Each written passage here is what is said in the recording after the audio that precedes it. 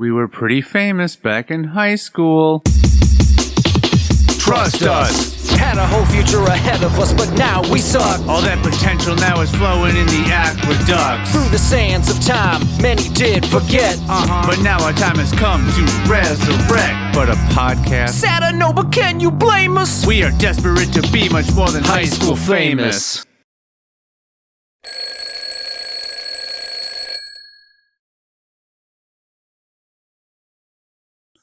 All right. Hey, everyone. Welcome into High School Famous. Students, please turn your textbooks to page 205. And that's all I have for that. Oh.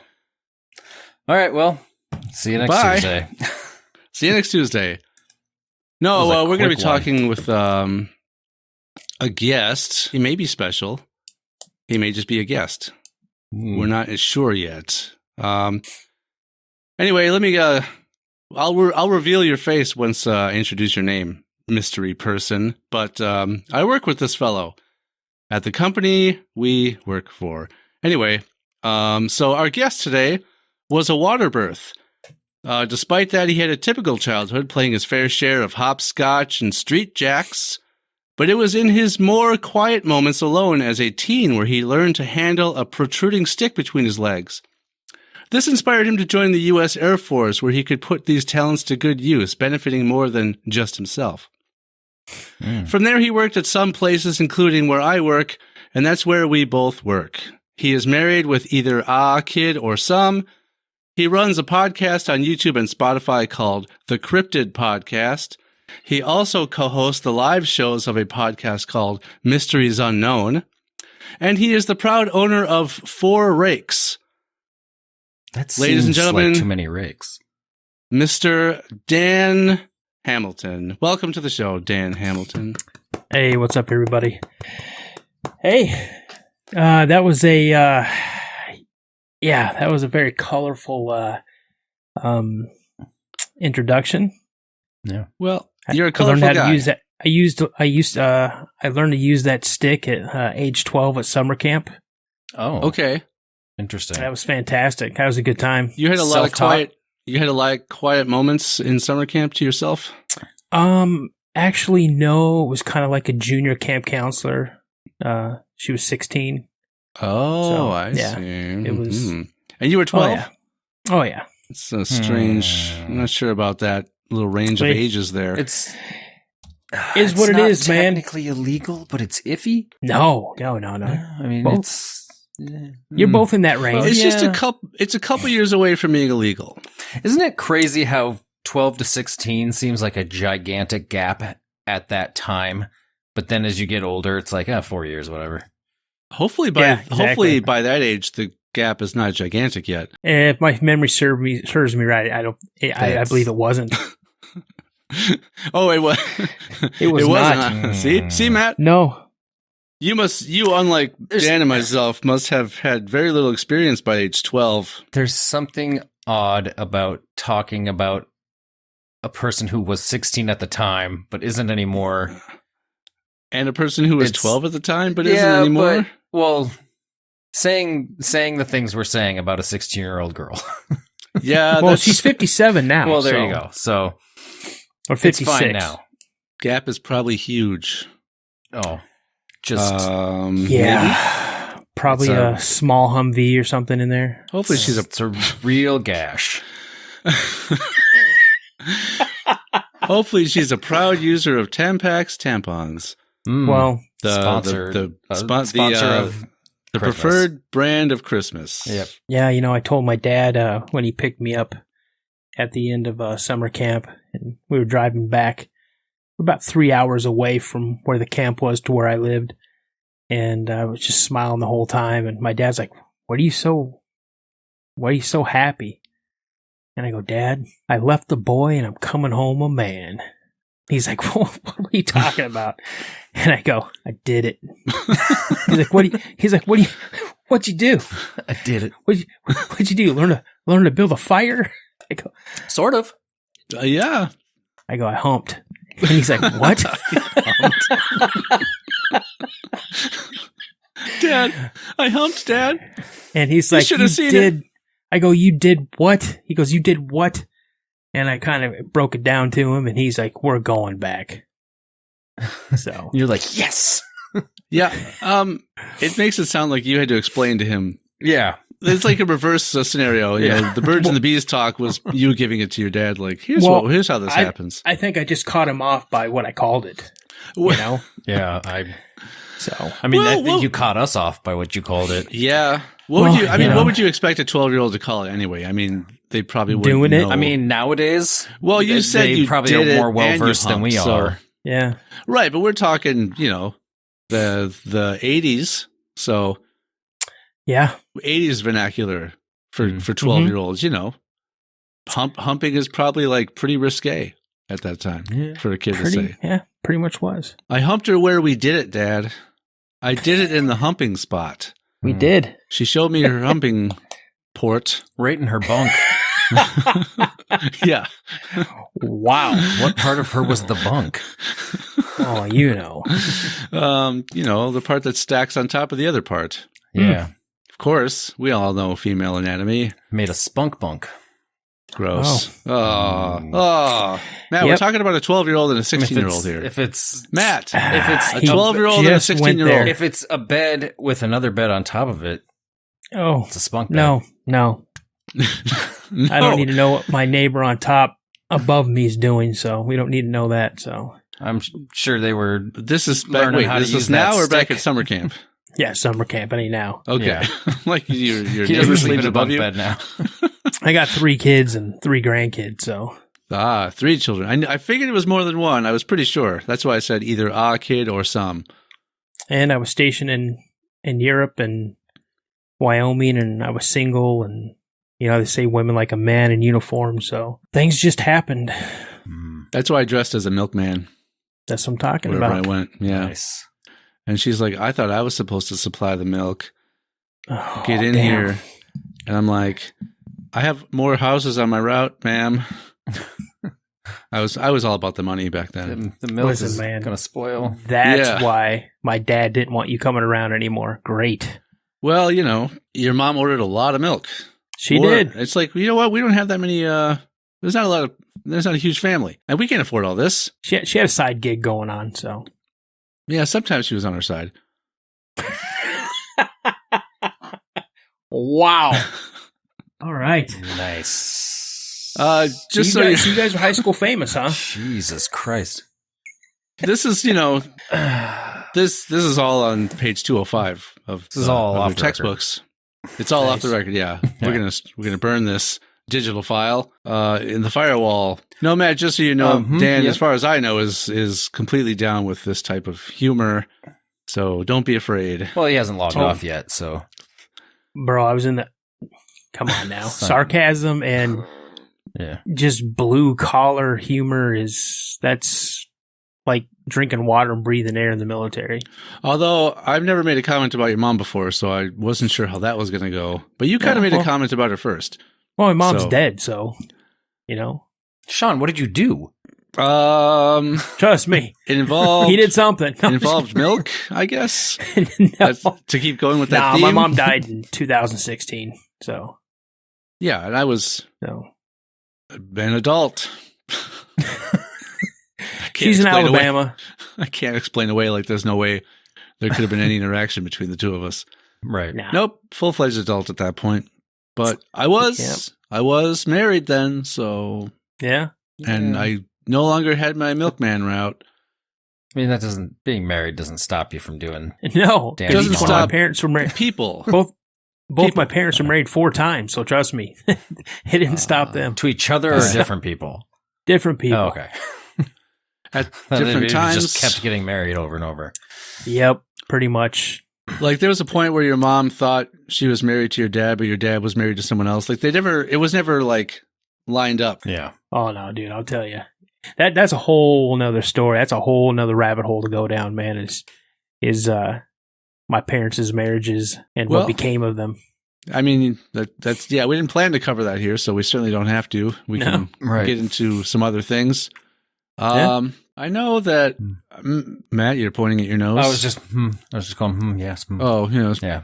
I don't want to present anything that might not be, but you were going to try to look up some scary, Who, me? Why me? Christmassy stories. Did that happen? So, yeah. Well, you had made mention that Dan does a cryptids podcast, so I wanted to look up Christmas-related cryptids to see if there was anything like that. Yeah. I'm not sure if these all kind of apply into that realm, really, but I mean, I have a list of it came up more so of Christmas creatures and monsters to look out for in December. Krampus obviously is always on the list. Rudolph is on the list. Creature. He's a creature. He's a yes. creature. Some of these we've discussed in previous holiday/Christmas related episodes through the years, like the Yule Lads. Yeah. Oh, the Yule Lads are fun. The Yule Lads are real fun. But yeah, there's just I got a little list here of a few things. So there's Rudolph, of course. You know, the most famous reindeer of all. Yes, that we need to be reminded of after going through every the year. other reindeer. Yeah, I think Blitzen. Blitzen's the my most famous. Or your favorite? Yeah. I think the most famous Rudolph is probably Dasher because that's the first one listed in the song. The most famous Rudolph is Did Dasher? I say that? I meant reindeer. Yeah. I thought you were most going to name a Rudolph that's more famous than the reindeer Rudolph. Rudolph Giuliani, you know, the... Oh, you know what? Is his name Rudolph? Well, Rudy. I assume it's Rudolph. Well, doesn't have to be. It might just be Rudy. His name could be short for rudimentary. I think Rudolph was just a coked out deer. So, yeah. Well, I mean, he was constantly like, "Yeah, I can take your fucking sleigh anywhere, dude. Yeah, we're gonna go, Santa. exactly. I'm ready. Let's go. Let's go. We'll be there faster than you've ever been there before." Absolutely. He's constantly just digging his nose in the snow, thinking it might be more coke. Yeah, Yep. well, that was Santa's cruel trick. He did that to him. Yeah, he got him hooked. He didn't want Rudolph to have any thought of having any attempt or any chance at being one of Santa's reindeer on his sleigh. So he just sent him off to search for, cocaine buried in the snow, just to keep his mind off of that. Because, what a disgraceful reindeer with a glowing red nose. How horrible. Right. When I rewatched that, the Rudolph, the old Rankin and Bass claymation Rudolph movie. Yeah. I'm like, man, Santa's a dick in this movie.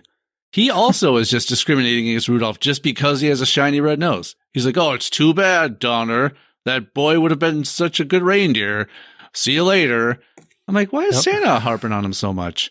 And then when he can benefit him, he's like, Rudolph, help me. I was a jerk before. Yeah, I mean, it's a real eye-opening thing of like society of what. It was a mirror. Really it was holding a mirror up to society. That's what we really do to people in the 50s or 60s, whenever that came out. Until somebody can benefit us, Kick them to the good. curb. Mm-hmm. Get them out of your fancy party. Right. Things happen. Do you think that was the first year that there was a snowstorm at the North Pole on Christmas Eve when Santa was about to leave? Yeah. And Matt, you and I talked about this. Depending on what kind of snowstorm it is. Maybe it was the worst one that they had seen so far. But Matt and I discussed this. Once you leave that area, it's not storming around the world. He could have just navigated his way out of the North Pole and then been fine the rest of the night to deliver those gifts. Yeah. I mean, there's parts of the world that won't even have any snow at all. That's true. That's right. That's true. And he won't go there. Oh. Again, Santa's a dick. Okay. Never thought about it like that. Well, that's what we do here. We open your mind to new avenues of thought and contemplation. Isn't that right, Matt? It's our mission statement. It isn't, but I like it. Is that the draft that we never saved? We never wrote. Yeah, well, I just said it for the first time. There you go. Do we want to read any more of these? Well, I mean, probably because all we've gotten to is Rudolph, which everyone knows him. He's the most famous. There's Gryla, which I believe we've talked about before. We talked about her. She had something to do with like the Yule Lads and things. Well, let's see what Dan knows if he's if he's heard of this. I can read the little thing. I've never heard of the Yule Lads or. Oh, the Yule Lads are great.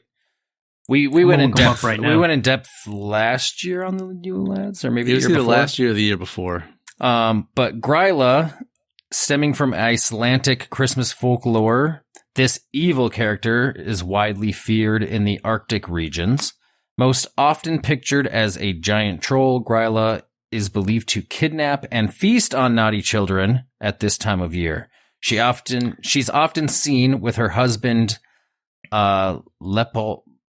Lepalodi, who stays at home and keeps the fire going until her return. So how is she often seen with him if he's always at home? If he's home and she's gone, Yeah. they're probably not seen together much. Unless there's a lot of people at their home. Could so be. when she comes home.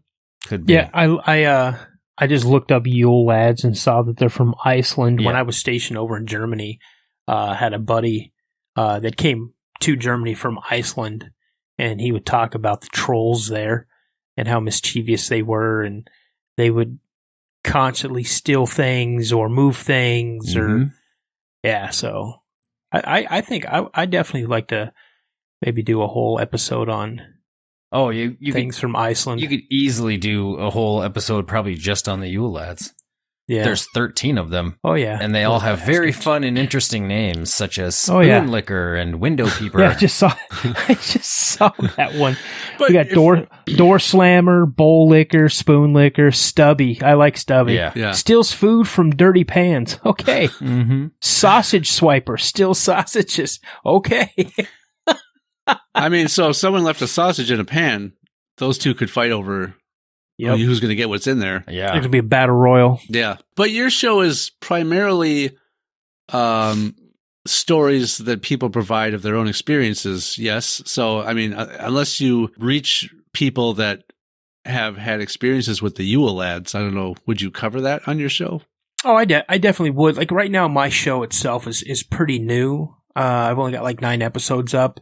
But I've been doing podcasting, for about a year now, and it's pretty much where I'm like a co-host, like you mentioned on Mysteries Unknown.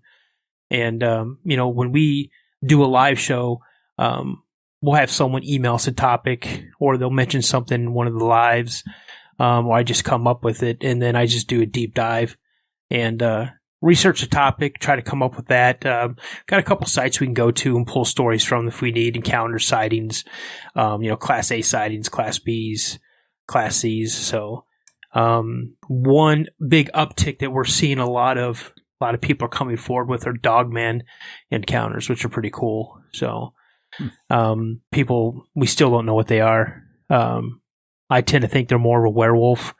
My dad, to the day he passed away, he swore up and down that when he was hunting up in Alaska before he went off to Vietnam, he saw a werewolf when he was stalking a herd of elk. He saw it across the ridge from him, and they made eye contact, and he kind of lost it in his scope, and he brought his binoculars up and saw it coming down the hill on the opposite side of the ravine, and that's when a bull elk bugled, and it kind of broke that thing's concentration, stood up on 2 legs, and ran up the hill. That's So, crazy. So, yeah, these are the crazy kind of stories that you hear on his show.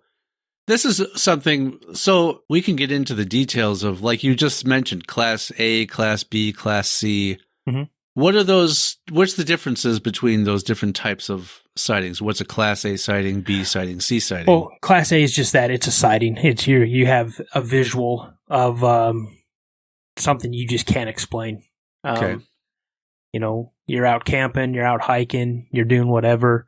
You're sitting up at a deer stand, and you hear something moving along. Now, I don't know if you guys have ever spent any extended period of times out in the woods. I have. I've hunted.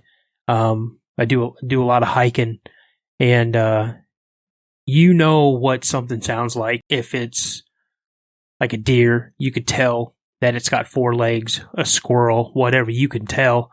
Or you can tell something's walking through the woods and they're bipedal. They're walking on 2 legs.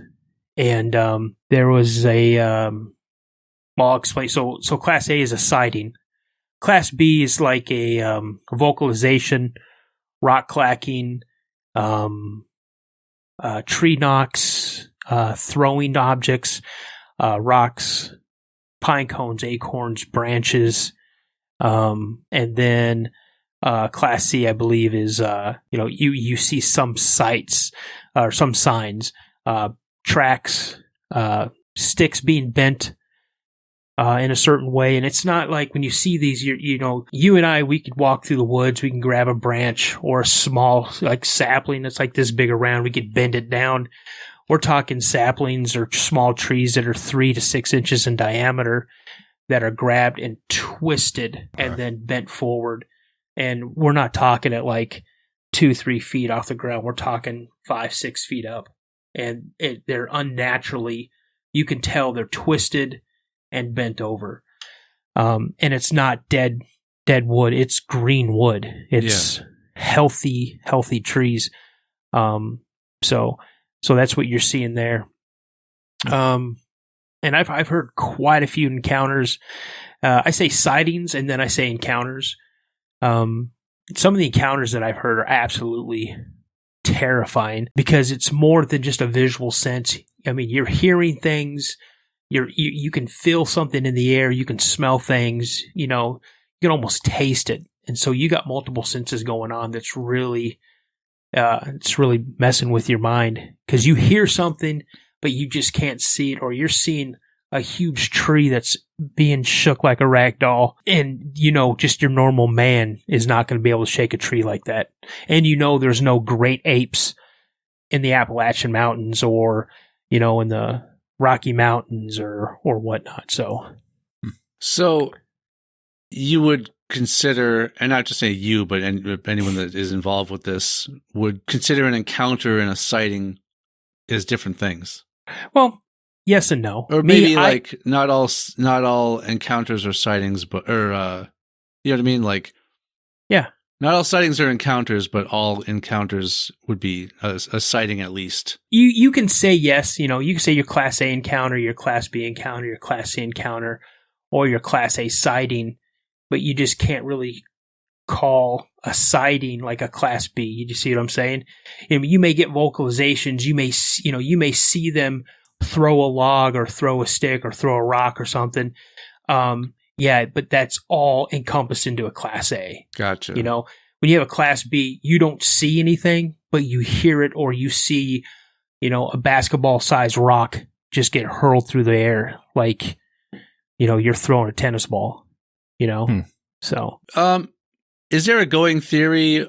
Now, when you're talking about like those huge tree branches, or at least whole trees, maybe to a point getting bent and twisted, is that something that's primarily associated with, say, Bigfoot, or a combination of things? And is there like a going theory as to why they do that? It is associated primarily with Sasquatch, Bigfoot, whatever you want to call it.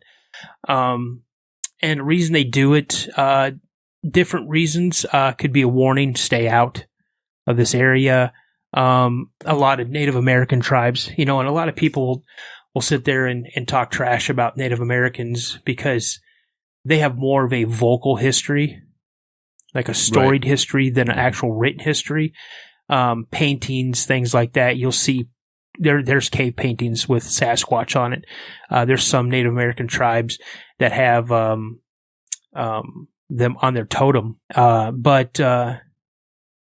So it could be a form of communication with other Sasquatch, like, okay, we're heading in this direction, or food's in this direction. I'm a firm believer that they migrate, but they stay in certain regions. So you're not going to have a Sasquatch from the Pacific Northwest migrate all the way over to West Virginia, or down to Florida, or into Texas, or into Oklahoma. You're not going to. You're going to have them pretty much stay in a generalized region, but they're going to try to migrate with the food sources that they follow. And you got to understand that a lot of these things, they're herbivores or omnivores, so they'll eat meat and plant matter as well. So, they have a language. You can look it up. It's a thing called the samurai chatter.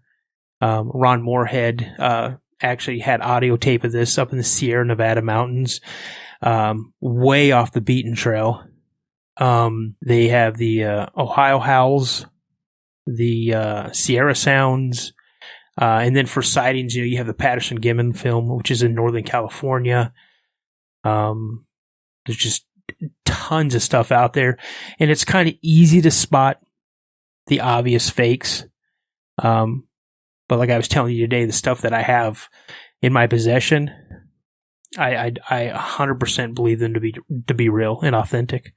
So, but yeah, so I like back to your main question. I think they use it as a form of communication. They also use it as a warning for people to stay out of. They make certain like stick structures. Like they'll take two trees and they'll cross them with another tree, and you're looking around and there's no way that this tree just fell this way or this tree fell that way. Sometimes you'll come across with a tree where it's been turned upside down and jammed into the ground, and its root ball is sitting, 6-7 feet up in the air. Whoa. So it's all documented. I mean, people's taking massive pictures of people doing this. So No, I used to lay trees down next to each other all the time to try to get them to have sex. So is that anything that they're up to, That's not you think? how little trees are made. no, Well, I didn't know that. I was a little. little kid, a very strong little kid that Were you did that to trees. Little 12-year-old Sean. Little 12-year-old me just left summer camp, and I'm like all about sex because I just had my first experience with Right. a Was the lady. tree was it an oak or was it an ash? What was it? It went Maple? to camp. It went to camp as an ash, but it left as an oak. Oh, okay. Yeah, There we go. it became an oak that summer. So- Oak is a much harder wood. So, Yeah. so you left with a softwood and came back with a hardwood. Yeah. Pretty much. Nice. Pretty Okay. much. Yeah, Yeah. I see. I see said, that. Mom, make some flooring out of me because I am 100% hardwood right now. Yeah. My grain And just I- got I so heard- much tighter. I heard you wanted to redo the living room. And then I you didn't had, know what I was talking about. I didn't you had understand the soap full in your scope of mouth, it back didn't then. Yeah. Yeah, you I sassed still your don't mom think you and know what she you're made talking you eat a about. bar of soap. I'm trying to pretend to know of which I speak. Mm. That's what I do a lot in life. I'm not sure about others, but I think this show is largely us trying to make it sound like we know what we're saying. Bro, Oh God, no. Ooh. I think if that were the case, we would still be looking up answers to things when we start talking nonsense. Instead, we just say it and then stick with it, and Well, no matter how wrong we are, sometimes. if you say enough if you say something with enough confidence and conviction, there are people are easily swayed, and it's easy to make someone think something's real when it isn't. oh, we see that at work all the time. Oh yeah, I'm just talking about various cult leaders throughout history and things like that. It's not too difficult. That's why No. I'm still considering it. Being a cult leader. Yeah, it might. Nice. I won't delve into the stuff that gets you into the big trouble. Or So you're not gonna pattern yourself after Jim Jones or David Koresh or anything. no, like that? no. I just want to be able to take their money. For initially. So Joel Osteen. Yeah, sure. Oh, yeah. Joel Osteen. Okay, There you nice. go. But initially, it's for a legit purpose, and Yeah, that the name will of Christ. that will fall. It'll fall to pieces. And but I'm not going to say that their wives have to sleep with me, or we're all gonna. No, you'll just insinuate it. I'm just going to Yeah, right. try my They don't best. have to, but Right. But if it'd be they really, do, I can't say that it might your help. time here will be much more pleasant if that does happen. Mm.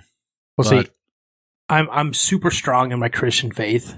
Like it's one of the foundations on my marriage, my relationship with my wife, but I have a hard time with organized religion. I'm more of a follower of the teachings of Jesus Christ, and so I try to look at every day, try to be kind, try to be kind to no matter who it is, and things like that. But yeah, when it comes to organized religion, man, I just think it's gone off the rails. So I don't know that if it was ever on the rails. no. Well, I mean, if you look at Martin Luther, Martin Luther pretty much put the Catholic Church on notice, Yeah. because back in the day, in the Catholic Church would come to you and say, "Hey, Matt, I heard that your uncle passed away, and if, he's going to be in purgatory forever unless, you want him to get to heaven, you got to fess up a little bit of cash, and then that guarantees him a spot in heaven." And that's pretty much what the Catholic Church was doing. They were pretty much strong-arming people, Yeah. But, it's just... Yeah, I'm a recovering Catholic. I was raised in Catholicism, but we weren't like devout in it at all. We would go to church every Sunday, and I had to do Sunday school for a long time.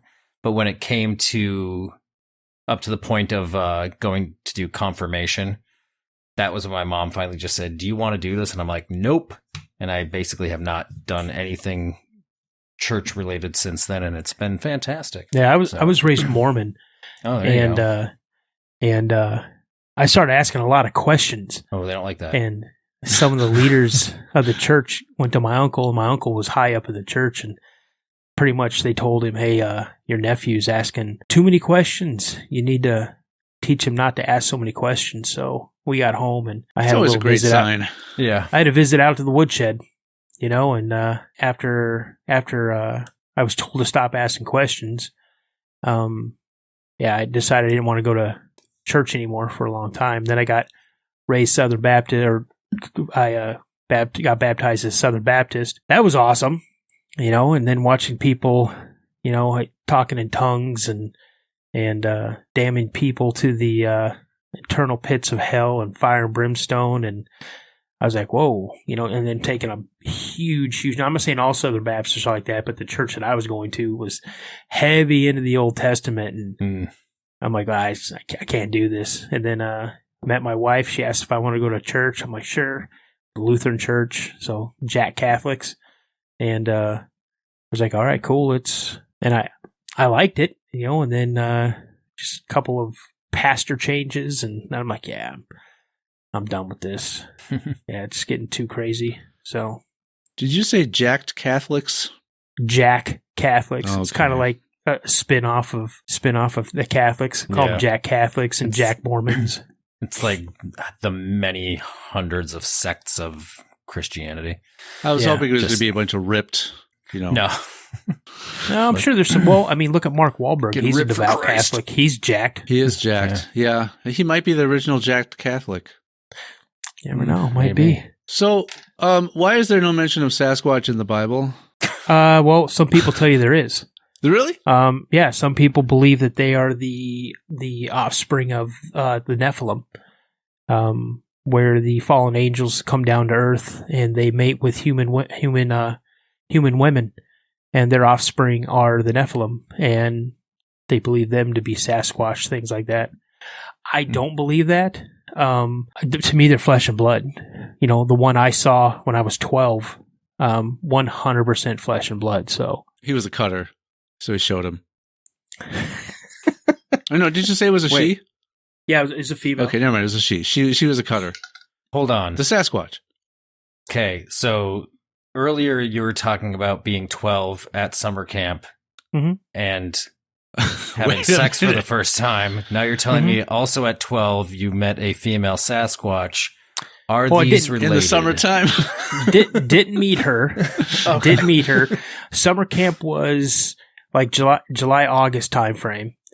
When I saw this female Sasquatch on the side of the road, it was she had a thumb out. Early summer.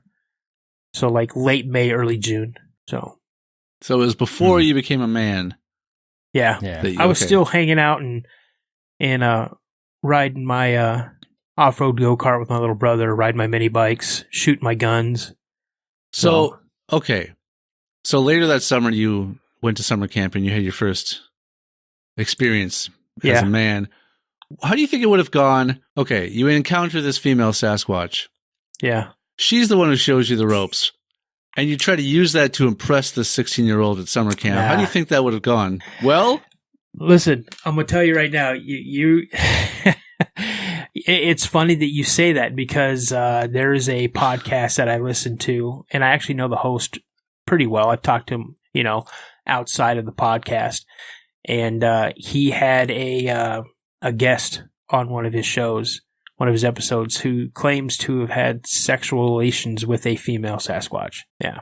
So I'm not going to let you spin it and throw me under the bus because, that's just not my thing. That's where it gets ridiculous.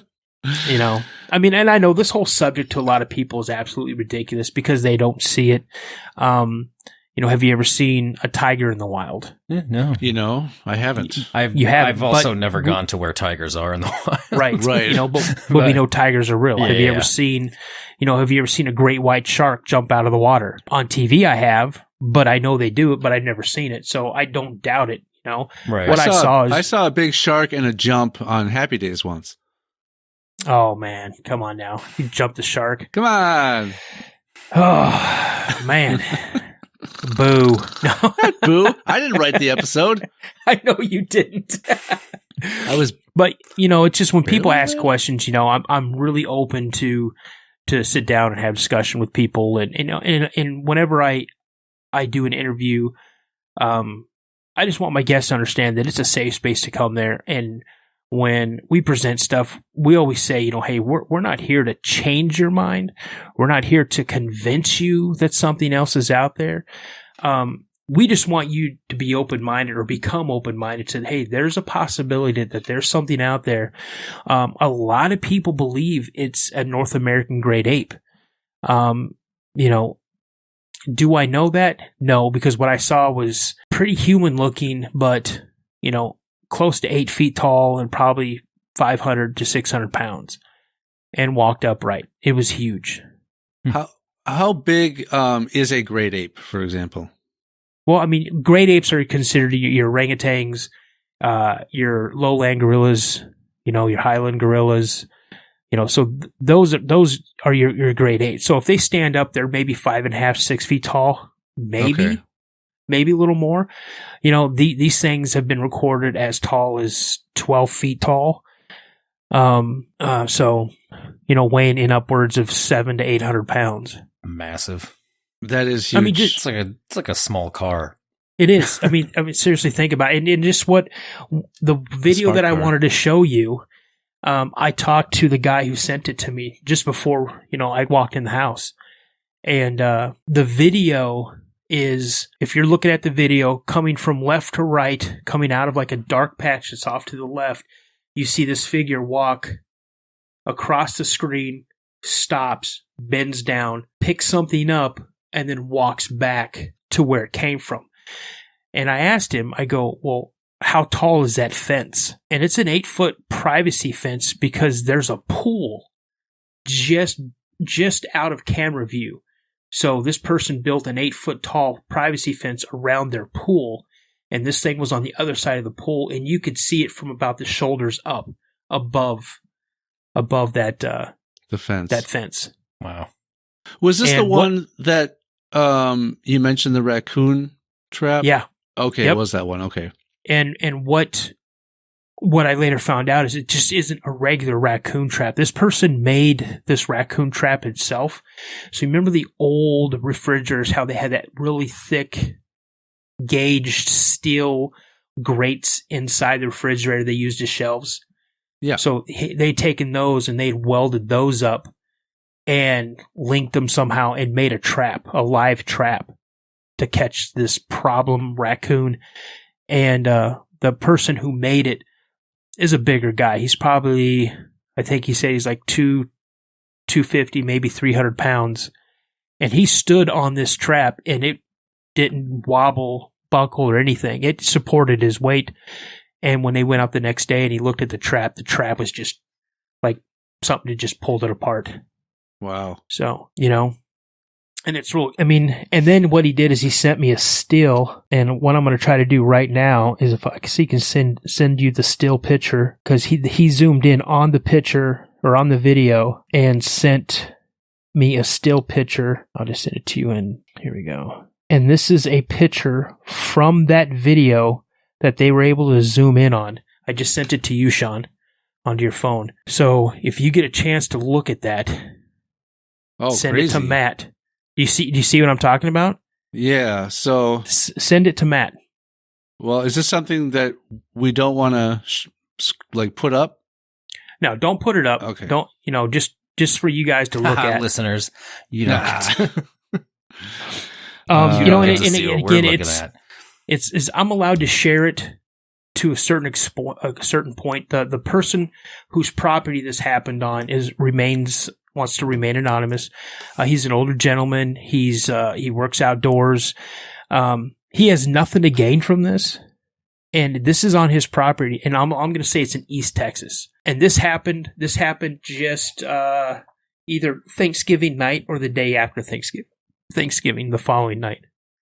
So, I mean, this looks. I mean, the face looks to me very much like a gorilla's face. Yep, absolutely. Yeah. Is that so? That's what's viewable above the fence. Yeah. So That's if insane. I can, are you in Messenger, That Sean, thing would right be now? like 12 feet tall. I can be. Yeah, get in Messenger. Let me send you. Let me do this. I can be. Well, I can be on my phone. Yeah. So there you are. Let me send you the video, and then you could send it to Matt if you're in Messenger as well. It's only a 35-second video. You're going to watch it, and I think it stops when it goes to the left. All right, so I just sent it to Matt. So sorry, listeners and viewers, but we're not going to be able to show this to you. But it's Just imagine. Imagine a beautiful fence. Just picture it. Picture what we're describing. And there you go. What I'm going to do is, I've already got permission. I'm going to do a what's the word I'm looking at? An analyzation video. I'm going to do a video where I'm analyzing this. Yeah. Through stuff, and I'll be posting it. But if you look at it, one, it does not walk like an ape. Right. No. Okay. The still picture that I showed you guys, that is obviously not somebody in a costume. And then when you look at the video, the movements in it, a person in a costume is going to have a certain sway to it because they're going to try to overcompensate with moving that much bulk. This thing was a fluid motion all the way across, bending down, picking up what it picked up, which was a raccoon. It pulled the raccoon. It broke apart this cage, pulled this live raccoon out. I was talking to the gentleman who sent it to me, and he said there was another angle that they had, but the memory on the memory card or the camera recycles itself every 48 hours. Sure. And the one that they saw was actually it reaching down and pulling apart the cage, reaching in, grabbing this raccoon and turning around and walking back what we saw walking back. But you could see the raccoon in its hand, and he said it looked like it was holding like a small like squirrel or something.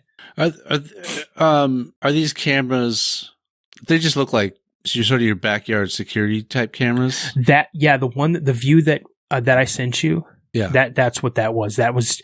He said he had seen it the night before. He had seen something and he wasn't sure what it was. So on a whim, he goes like, I'm going to see if I can catch this on my camera, because the way the camera was set up before was not facing that area of the backyard. And so he just moved the camera and hopes that he would see it again. And then the next night, that's what he saw. I remember it's a strange video. It's really like it is. It's the movements are weird too, because it's like it's kind of like it's walking, but it's kind of it's walking very human like, but almost stiff as well. Like it's kind of right, like Ric Flair. Like it's kind of doing the Ric Flair walk in a way without the hands up, but it's a jacked Catholic. It's weird stiff walking, but it looks like it kind of stops and looks down for a little while before it actually bends down and for a second. I'll have to watch it a couple times because it is a low res video, and it's what's happening is pretty far away. I need to figure out where it is in relation to some of these shadows and things like that, because sometimes it might look like it's in front of something, but it's really behind it. Is this at night? Because it's hard to tell. The coloring's weird. It must be at night too, because it's why it's probably extra grainy. But yeah, it's at night. And then when I first saw it, I thought it was a shadow. And I'm like, okay, well, that's a shadow, someone walking in front of something. Yeah, it kind of looked like a shadow at the very beginning, yeah. Yeah. And then when it came out, stopped, bent down, picked up whatever it did, and then it went back, and it went back into that darker area. I still saw it inside that darker area. I could see the movement in there too, yeah. Yeah, and I'm like, there's no way it's a shadow. Yeah, so. Yeah, I saw that because I remember you mentioned that at work, and so when I watched it, I made sure to pay attention to that part too. Right. I remember being on a long. So I wanted to ask this. There's been obviously this long running sort of hunt to prove the existence of something like this, right? Mm-hmm. And people always question, well, with all of the satellite imagery and everyone has a high res smartphone with 4K video capabilities and all that. How come what's caught is always very hard to sort of tell what's going on? It's low res, it's far away, it's blurry. You can't quite make out what's there. Is there a point where if it ever becomes completely undeniably verified that this exists, would that mean that the hunt for Bigfoot or like the whole community behind trying to catch Bigfoot would just not exist anymore? Like, is there an end game that? No, because I think what'll happen is then it'll be about preservation, Sure, the preservation of habitat. There are so many theories out there. People believe that the lumber industry, Department of Interior, they know, your national parks, they know these things exist. They know it. Okay. If they acknowledge it, they're afraid, number one, that the logging industry is going to get shut down in certain areas. Because if you look back, I want to say it was either in the late 80s, early 90s, the spotted owl was found to habitat a certain part, and that devastated logging industry in certain areas of the United States. It actually destroyed towns. Like towns that were thriving due to this industry all of a sudden became ghost towns because of an owl. So they believe that if this thing is now confirmed, not only by the logging industry, the Department of Interior, federal government, whatever, that they're going to now start shutting areas down, stop it, preventing from logging, and then we're going to lose billions of dollars. Also, if they're also identified or acknowledged that they're going around in national parks, Yellowstone, Yosemite, Grand Tetons, all these, these huge tourist attractions each and every year, that money is also going to dry up as well, because now you've got a giant, but then on the other hand, well, it could bring in revenue. Now you're going to have people, so it's a double-edged sword on how you look at it. So I think, one, there is proof out there. There is. I know for a fact there are videos out there, there are pictures out there that are so incredibly clear that will absolutely, back you up as proof that these do exist. But because of every one of those pictures, every one of those videos, you've got a dozen that are straight garbage that people are trying to pass something off as being something. So now you're not getting any credibility. So the person who hands over these videos or these pictures are afraid to be ridiculed because now they're trying to pass something off. And a lot of these people have nothing to gain by taking this video. They're not looking to be famous. They don't want to be in the limelight, because a lot of people, my last encounter was in 92. I was 20 years old. It was with my little brother. We were in Shelby County, Tennessee. Because of that encounter, Sean, Matt, I no longer go into the woods, like deep in the woods. I don't go off trail. If there's a main trail, I'm staying to the main trail. I'm not going to go off deep in the woods and camp or hike around and try to discover something new. It scared me that bad. And I'm 53 now, or 52. So, what if just off path you see this really sexy camp counselor that you want to introduce yourself to? You won't do it? No, I'm incredibly happily in love with my wife. So, what if your wife was just off path going, Danny boy? If my wife was, come here, dressed in a camp counselor's outfit. Yeah, like, of course, because she knows about that fantasy. You need to get back over here, because I'm not going off in the woods. Because the funny thing is here's the thing. Now we're going to get back on this topic of Sasquatch. They are well known and well documented to be mimics, like to the T. Like they pretend to be young girls? No. One, they will try to lure. I can't say the damn word. Lure women into the woods by making the sound of a crying baby. That's well documented. I've never heard that. Because it's motherly instinct. When you hear a baby crying, what do you want to do? Even as a dad, even me, I hear a baby crying, it immediately catches my attention. I want to see what's wrong with that baby. I want to be as far away from that baby as I can. I will run the opposite direction in that woods if I hear a crying baby. I'm like, there's probably a reward for that baby. I'm going to collect. I'm like, there's probably something going after that baby. I do not want to find out what it is. I don't want to have to face that Something's thing. harming that baby. I better get out of here. They use noble. They'll mimic the sounds of animals, coyotes, dogs barking, owls. That's a huge one. People will hear. They'll hear owls hooting, but it doesn't sound like your typical howl or hoot. You know, they've been known. There's one story that a guy. His wife would call his name when she came home, like, Stephen, I'm home, or hey, honey, I'm home. And there were a few times when he was deep in the woods hunting and he would hear his wife, honey, I'm home. And he's like miles off in the woods, not even near his house. And he hears his wife saying his name, telling him that he's home. It's just weird stuff like that.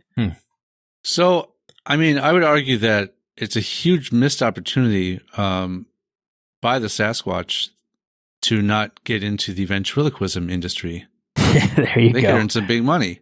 Oh, absolutely. I mean, when I was growing up, I had one of those birds that would repeat what people were saying. Yeah. Right? Was it a macaw? Was it a parrot? It was a parrot. Was it a raven? It was a parrot. Yeah. And was it a parrot? But now I'm wondering. Matt, it was a parrot. Oh, okay, cool, got it. But now I'm wondering if it was a Sasquatch pretending to be a parrot. How big was your parrot? Yeah, I was about to say, how big was the cage? Yeah. Well, it was huge and brown and furry. It didn't look like, but that was my first exposure to birds, so I didn't question it.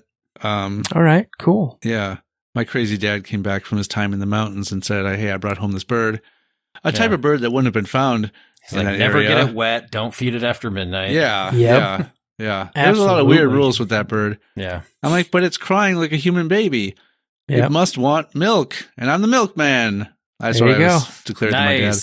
Yeah. Bring it full circle. All the way back to the milkman. So, Sasquatch is not a typical hoot. No, so there was a while ago where I was on a little bit of a road trip, and the person I was with, we decided just to find some random podcast to throw on, just to have something to listen to.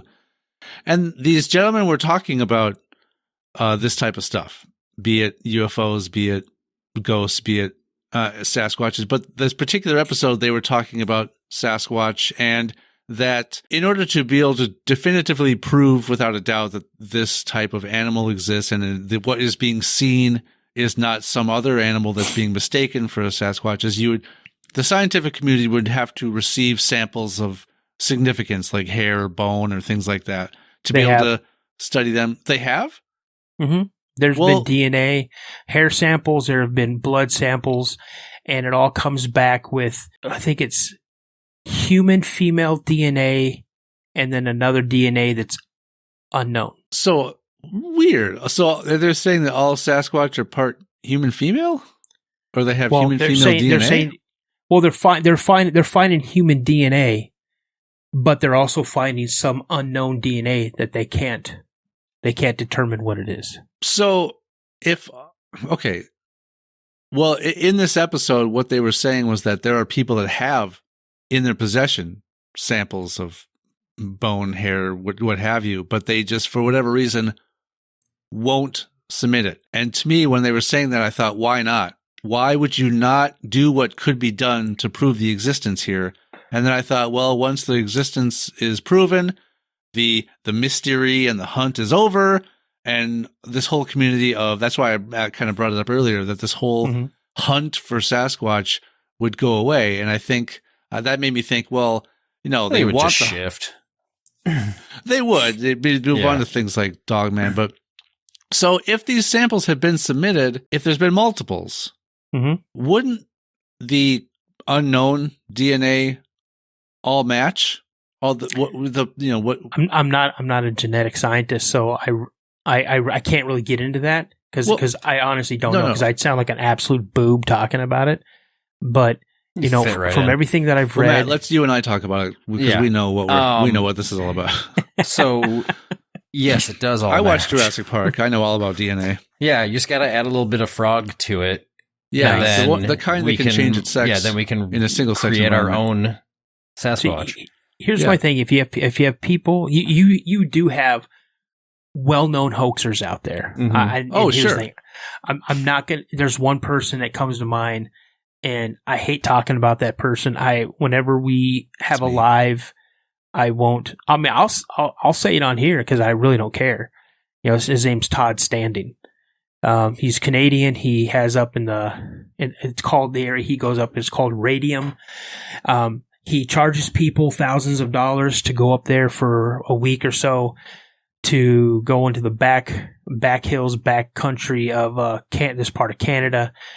And he promises them experiences and sightings and things like that. Now, here's the thing. I do not deny the fact that he absolutely experienced something, maybe heard something, caught a glimpse of something. I'm not denying that.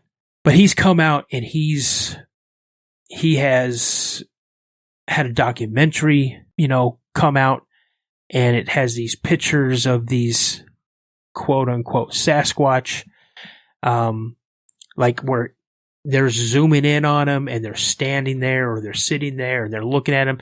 You guys can look it up, just look up Todd Standing and you'll see some of these pictures. They look like they're animatronic to me. Some people say that it's Todd Standing in makeup. Okay. It's times where he'll take people out and then he'll say, "Oh, I've got to go get gas for the generator." And he's gone for 2 hours when all of a sudden stuff starts kicking off. People start hearing things. Why'd you go to that phone booth? You hear what I'm saying? So, I mean, again, here's the thing. Has he experienced something? Probably. And I'm, by all means, I'm not disputing that. But then on the other hand, you have someone who is very well respected, not in just this community, but just as a TV personality. You've heard of Les Stroud, Survivor Man, right? Yes. Right. Okay. Les Stroud has had encounters. Les Stroud has talked about him, and right now he's working on another documentary about these. Now, Les Stroud has gone out with Todd Standing. There's another podcaster, Brian Sharp King, who has gone out with Todd Standing. Both of them have been very critical of Todd Standing. They come out just pretty much saying, "You're a hoaxer." Yeah. But then on the other hand, you've got a lot of people who are buying into what Todd's selling. Sure. And they believe him. And if I was to do a podcast, I could tell you my channel will take a huge hit because I don't believe what he's trying to present as being factual or true, being the pictures that he submitted in this documentary. Now, if he was going to say, "I've had this," or "I have this audio," or "I have this," I tend to believe it a lot more. And then you have other guys like Scott Carpenter. He passed away a year or so ago. This man dedicated pretty much his adult life going out into the woods and encountering these things and videoing these things and getting audio of these things, collecting samples and collecting footprints and all this type of stuff. Very credible person. There's a ton of people out there who really go out and spend an enormous amount of time trying to not just say, "Hey, look, here these are," but a good friend of mine, Harley Owens, he's a huge investigator. He's 24 years old. He sent me a picture today that blew my mind. That he's out there a lot doing this, and he's not trying to get glory and fame on this. He just wants to let people know, like, hey, in this Appalachian area, you guys need to be careful because there's something else in these woods other than what you think that could potentially hurt you. There's this series. Well, I'm not sure if it's a series or a one-off. Maybe there was 2 seasons of it, but it was like a nature type of a show, where it was all about these new types of night vision cameras. It didn't look like your typical sort of green-toned night vision. It was very vibrant and colorful, and they were able to film the behaviors of certain animals in Africa and things like that in ways that they've never been able to see clearly before. I'm surprised that there hasn't been, maybe there has been, but there hasn't been some like professionally produced initiative using something like that to try to record this, using modern, because I think what doesn't help maybe the general public's view on this is that I think most people are still referring back to that very famous, Bigfoot video from the 60s or whatever. Yeah, Patterson-Gimlin film, 1967. Yeah. I think people just go off of that type of stuff as the quote evidence that exists, and that everybody's a wacko that is spouting the existence of Bigfoot. I've never looked into it much more beyond that either. So if there is this other stuff out there to view, I'd be very curious to see. For myself. In Australia, they have them over there. They're called the Yowie. I was just talking to a guy last night from Australia that heard while he was kayaking with a buddy of his, he heard what he believes to be a Yowie, making this scream, this howl, this yell that they do. I've heard it, and it's not like anything you've ever heard. I've had people on my show just recently that they've provided me audio files, and they've had those audio files scrutinized by people who deal with different sounds, different tones, and it came back that these are not any known animal in this region. They're definitely not human, because the animals that are there and the humans that are around cannot reach the tone that some of these things can reach. And it's really weird. They say they also work with infrasound. Now, I don't know if you guys are familiar with infrasound. Infrasound, a lot of the big cats use them. Tigers, especially tigers, they're able to project this type of energy out towards their prey, and it kind of stuns their prey. It doesn't stun them to the point where they knock them out, but it stuns them enough to where it confuses them, and then now they're done because the tiger's got the drop on them. Yeah, okay. People have experienced infrasound. My last experience, like I said, where I refused to go off the beaten path anymore. My brother and I, we believe that, he passed away in 2015. But we believed that we experienced infrasound because we were perfectly fine. We were going to go camping off in the woods, an area that we knew, just him and I. It's what we used to do when we were kids. And he just got a really bad feeling. And he's like, I just saw something over there. And I turn around and look, I don't see nothing. Long story short, as we're heading out of the woods, because now we're both kind of spooked. We want to get out of these woods. He gets hit with something and he drops to his knees and he's dry heaving and he gets this massive headache. And my brother's a big boy. My brother was 6'2", 6'3", probably 320 pounds. He was a man child, and it dropped him almost straight to his knees.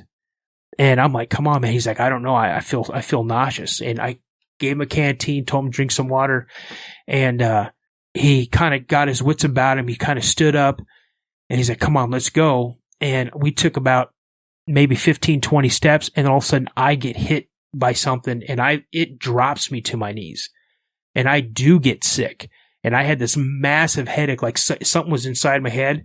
It was like it's splitting my skull apart. And he had to help me up. And once we got to the main path, we knew we were not that far away from the road. And yeah, so, a lot of people think that these things are capable of projecting a type of energy, out there to confuse you, to stun you in a certain way. I believe that they use it, number one, I don't think they use it as a form to hunt us so much as they would do a deer or an elk or a bear or something like that. I think they do it more of just like a warning, like to get you disoriented, and then you on your own accord get out of the area. Yeah. So I mean, when you look at it, I don't know, man. I mean, there's a lot. Even me today, I'm a firm believer. I'm a knower. I'm not a believer. I'm a knower. They exist. I think they're a relic humid. I think they're more human than animal. And if you're in different regions of the United States, down south they call them boogers or wood boogers. I think there's like, and if I can find it, I'll show it to you. I think there's like 12 or 14 different types of them, different facial shapes, different head shapes. Just in the U.S. or worldwide? U.S. And then if you want to count in Tibet, with the Yeti over there in China, they have stuff in China, they have stuff in Tibet. Well, you mentioned Australia and things, so I don't know if that was all part of it too. The Yowie. For sure. I mean, and it's funny is that they're even. I would love to hear from somebody, but they're even popping up in the UK and parts of Europe. There's actually some really cool footage from, I want to say Serbia, or is it Serbia?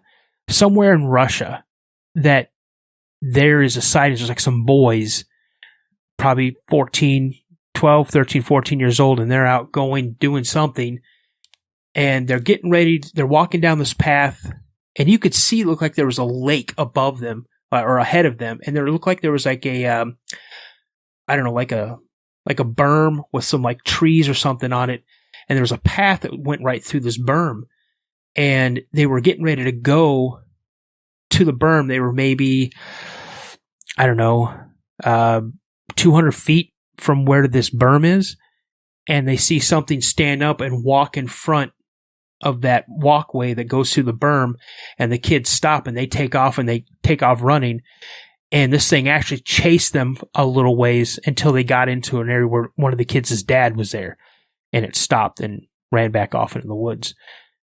So no, okay, this is weird. Yeah, I mean, like I said, I think I'm like most people, where I'm just thinking of the American version, where there's that footage from the 60s, and that's pretty much all that there is. I'm actually very curious to kind of dive deep into Matt's twisting. Yeah, sorry. Had to into headphone. What was that? Okay. Yeah, to dive deep into what is all out there, because I usually don't think much of this. Like, not to say dismissively, I just don't think about it. Yeah, I mean, yeah, I guess I would definitely lean more towards skeptic side, just because I also just haven't dug into it at all. I find it all very interesting, either way. And I've watched all sorts of, shows about stuff like that. Like, what was that? I was talking to Sean about one of the shows I used to watch. Finding Bigfoot.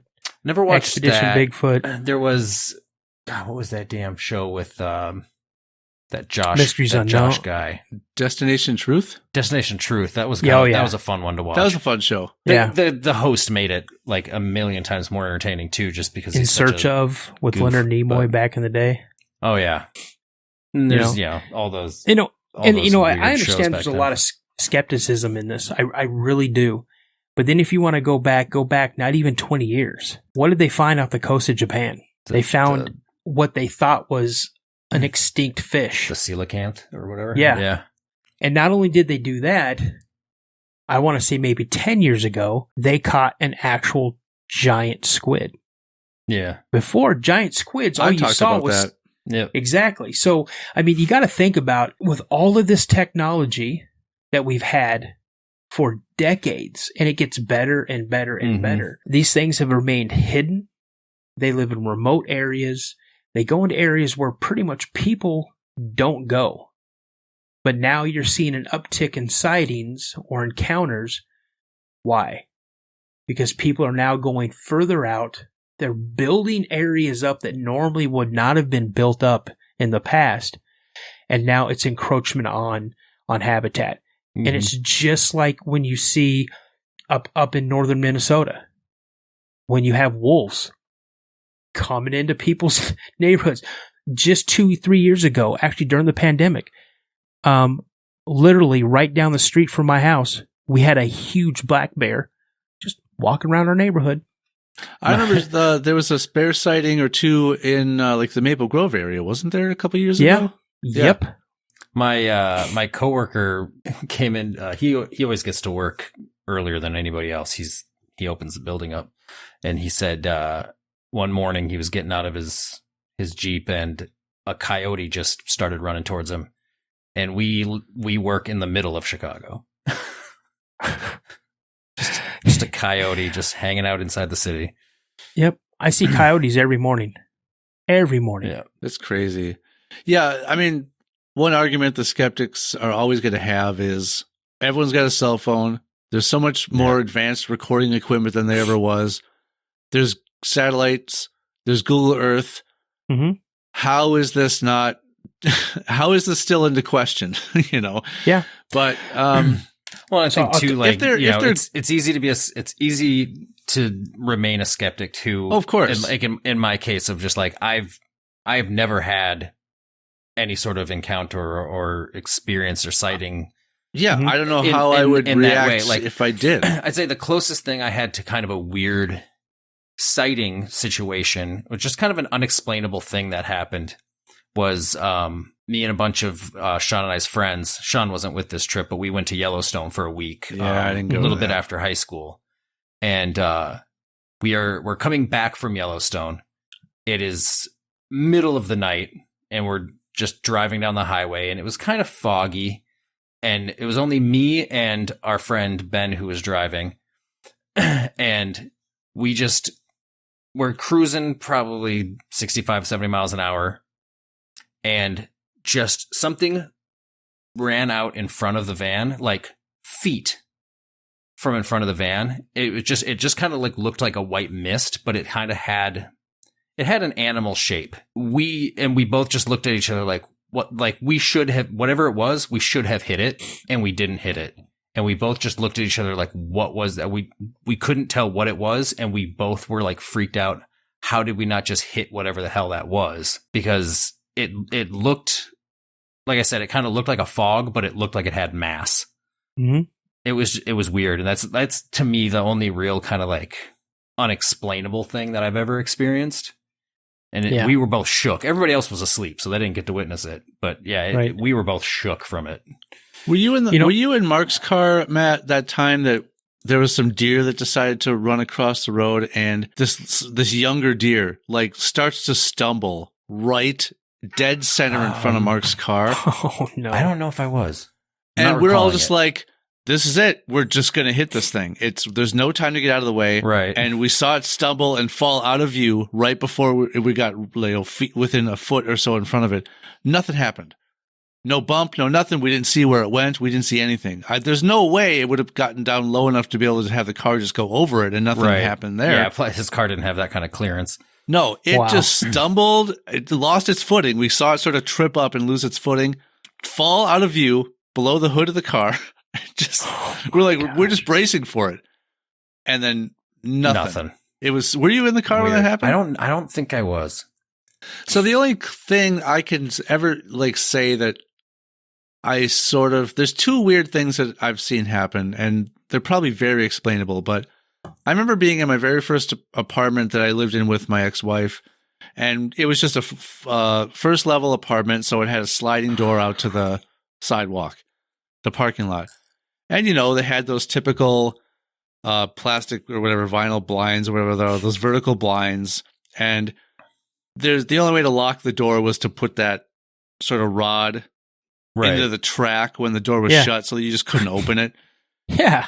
Well, we had, the rod was just, in the track, leaning up against the inside of the vertical part of the track. It was just sitting there because we had the door maybe open or something. But either way, we were just sitting on the couch watching TV, and then that rod just sort of fell out. It fell its way through the blinds and onto the floor right next to us. And it was at the it wasn't like it was near the open end. If the door were even open, which I don't think it was, it wouldn't have been near like the screen side of the door where it would have been open. Maybe wind could have blown it. It just fell down. And we both looked at each other like, that's weird. And I remember being really into the show Ghost Hunters at the time. So I remember setting up my video camera at that spot for like a few hours to see if I could see it happen again. You're like, I want to put it back just the way it was and see what happens. Yeah.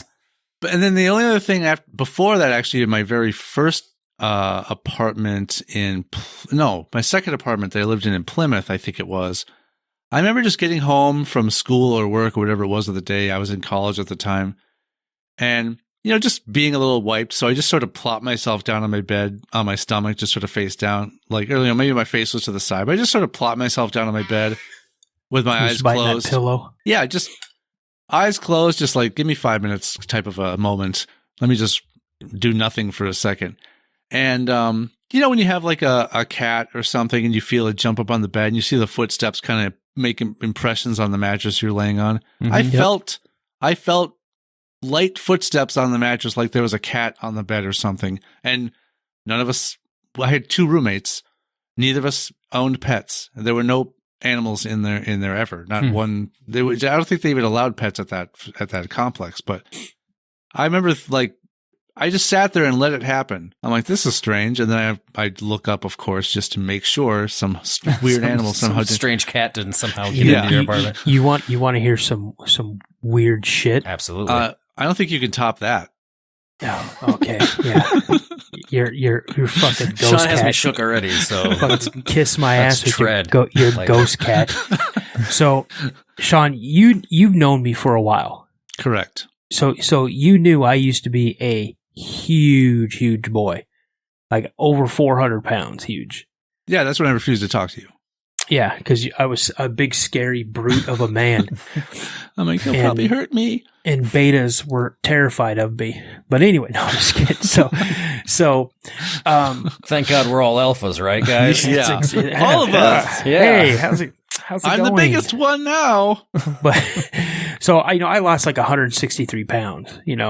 But when I was at my heaviest, I was laying in bed one night, and all of a sudden, I feel something grab my left leg and literally pull me off my bed so hard that I actually flipped over onto my stomach and landed on my floor. Jesus.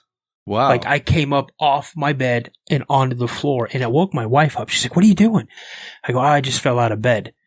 And I had to lay there for a good 25, 30 minutes because I was trying to comprehend what had happened. And I actually had bruising around my ankle area where something had squeezed that area. I have an oscillating fan near my bed, and it's always facing from my probably my waist or probably my chest down to my feet area. Yeah. I'll just move it. I never turn it on to oscillate. And when you hear it to turn on, you hear a click because you have to push down a button or pull a button up to get it to whatever. Well, I hear that click, and all of a sudden my fan starts oscillating. And I'm like, what the fuck is going on? I've seen my bedroom door open up and then close. We have a nightlight in our bathroom that you can barely see the glow of the nightlight. But I've seen, because I usually sleep with our door cracked open. Mm-hmm. Yeah. I've seen that light black out and then reappear. Oh, like something moved in front of it? Something walked in front of it, yep. Creepy. About 4 years ago, me, my son, my daughter, and my wife were all sitting at the dining room table. We were playing cards. And the Wild were playing. I think they were in the playoffs or something.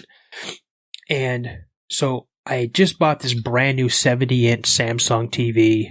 I've been saving up for it. Bought a new, stand to put it on, like the whole entertainment stand to put it on. This stand was way bigger than it needed to be. So this TV had plenty of room. Sure. Completely level, nothing wrong with it. My son and I, we moved the stand just to angle just a little bit so we can kind of watch the game while we're playing cards, right? Yeah. About 30 minutes after that, we hear the crowd going crazy. We look up to see if we're going to see a replay from a goal or something. And we watch my TV, like something from behind it pushed it over. Like you could see the stand that it's on. You could see the legs slide as it gets pushed over. And we just sat there and were like, what the hell just happened? My son and I both saw this. Yeah. But Well, see, clearly that ghost was cheering for the other team. Yeah, it was that jerk. But that was like, I mean, that was like a $1,200 TV. That's not something that you want to see. I mean, I guess the story's cool, but the situation. You don't want to see that get pushed over.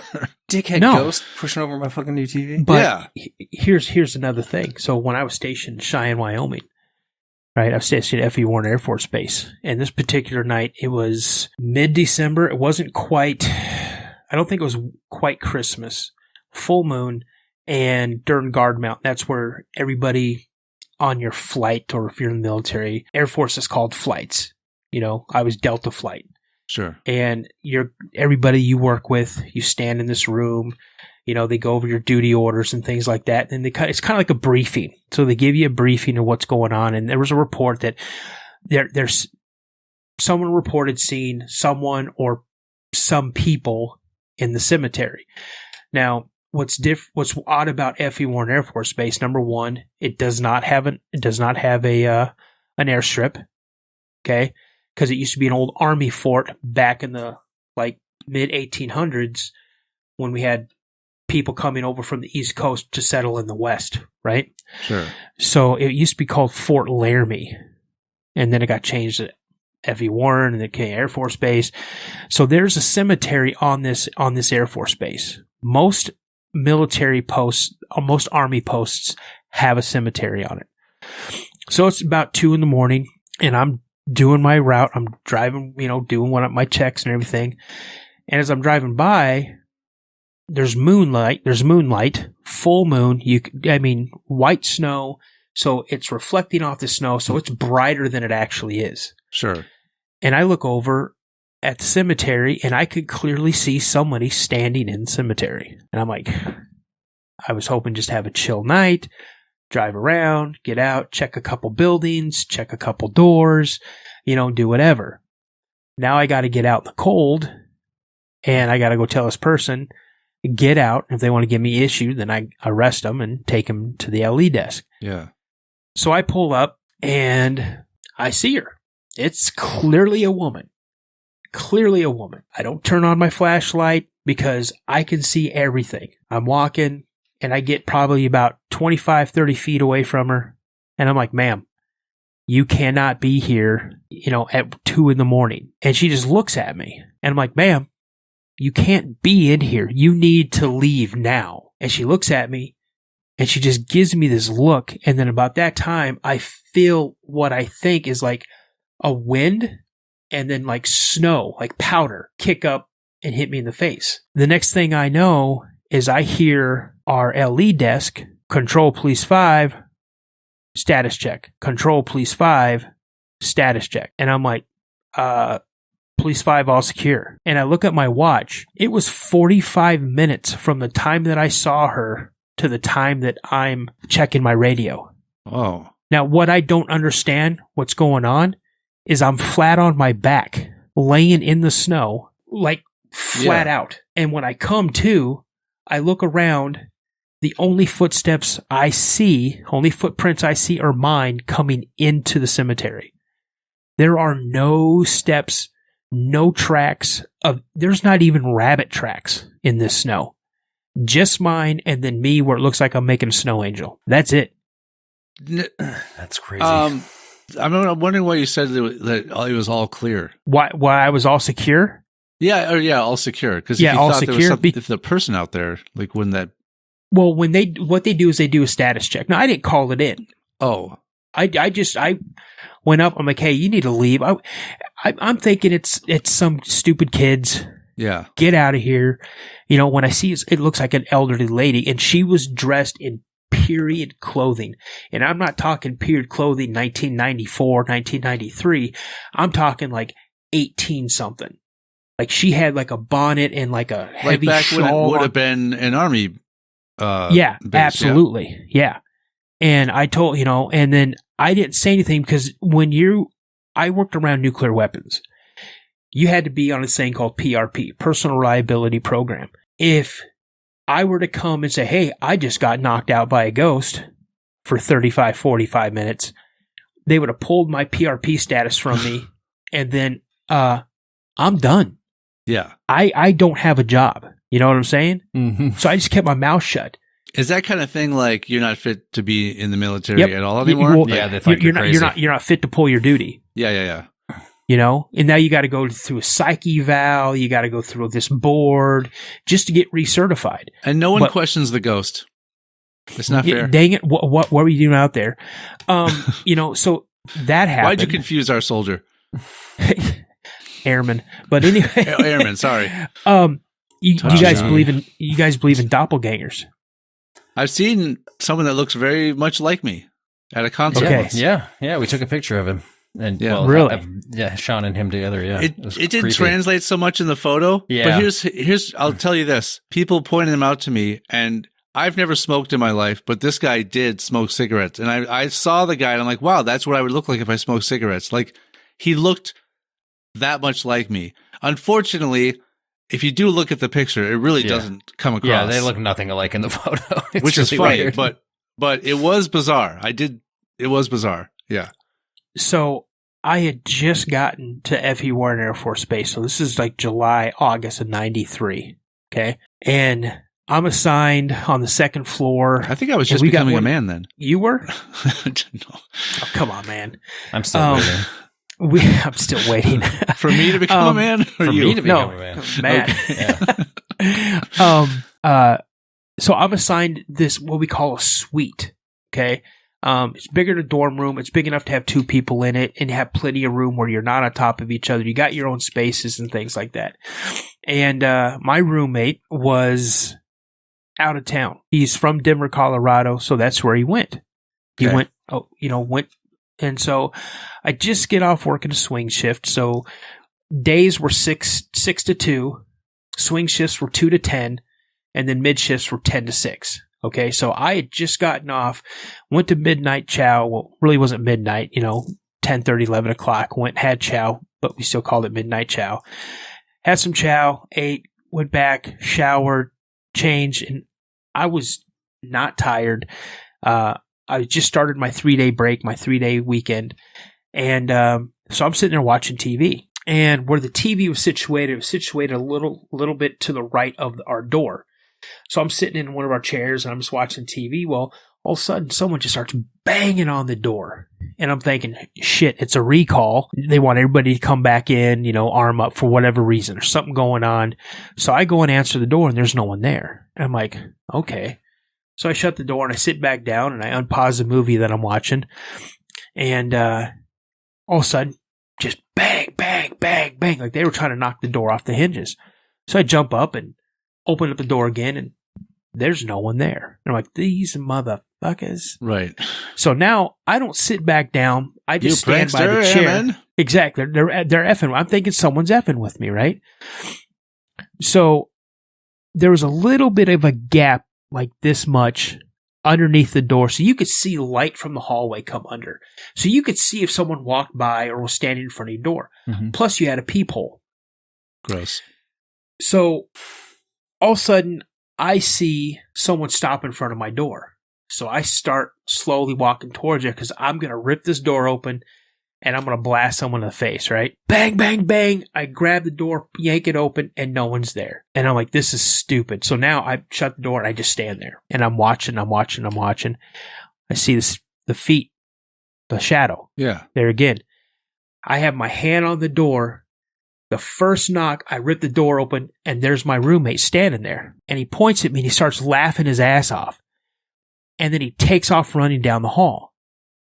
Now, if he would have went to the right, there was a dead end and then a set of stairs that went down. Okay. I could see the stairway. So, but he didn't go that way. It was my right, his left. So he took off to the left. Now, if you go straight down this hallway, there's a door at the end of the hallway that leads out to a balcony. About halfway down this hallway, if you turn to your right, there's a set of big metal doors, have those push bars in it. Yeah. And when you hear someone hit those, they're super loud. It's going And to when the echo and doors, everything, right? yeah, and when the doors shut, they're heavy, just boom, and they slam. But right to the right of those doors was a day room. TV, 2 chairs, a couch, coffee table, a bookshelf, and 2 potted plants. That's exactly what was in that day room. I didn't hear the doors open and slam shut. So I'm thinking, okay, he's goofing off. He's in the day room. He's trying to scare me. F this guy. I go running in there and I'm like, dude, I'm going to beat the shit out of you. Turn on the light. Nothing. So I look behind the TV, the couch, the chairs. I don't know why I did it, but I picked up the coffee table, looked underneath there, like he's hiding underneath there. I don't know. But it was completely empty. Completely empty. And that's, aside from going in through those huge doors, that's the only place he could have gone. That's the only place he Is the could have day gone. room. The day room. So I go back and I don't sleep for like the first day of my 3-day break. Yeah. Yeah. Okay. Who could. And I'm not telling anybody what's going on. This is bullshit. I don't know how to get a hold of him. I talked to a couple other friends. They tell me, oh, here's the number at his mom's. Okay. So I call and his mom answers, oh no, he just left. Okay. So that means he's coming back up. Now, Denver's only like an hour and a half drive from Cheyenne. About an hour and a half, maybe 2. I'm like, okay, I'm wait till he gets here. So he shows back up and I'm in the room and he comes in and I'm immediately in his ass. I'm like, dude, what is your problem? Yes. I go, what the hell were you doing? Not literally, figuratively. and I'm like, dude, what's your effing problem? And he's like, what are you talking about? I said, bullshit. I said, you know exactly what I'm talking about.